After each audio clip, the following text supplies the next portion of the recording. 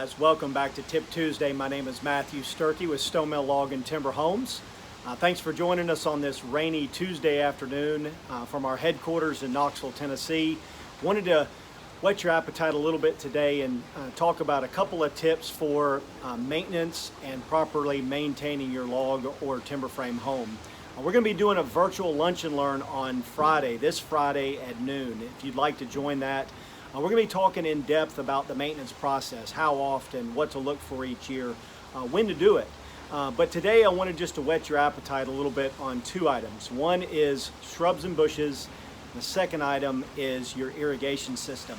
The first, with shrubs and bushes, it's really important that seasonally and annually you always trim those shrubs and bushes back off the structure. Cut them back away from your log walls. Cut them back off the porches, off your overhangs. Make sure that your shrubs and bushes are not coming in direct contact with your home.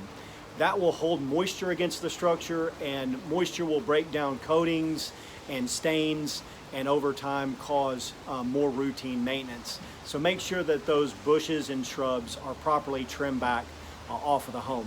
The second is make sure that your irrigation system is set up correctly. Make sure especially that your sprinkler heads are not set up to directly spray your home.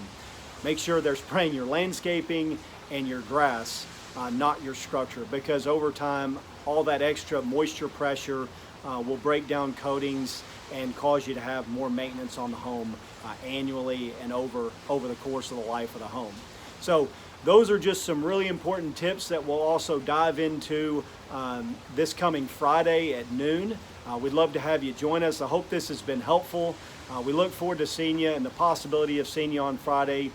Until then, stay safe and healthy, and we look forward to having you. Take care.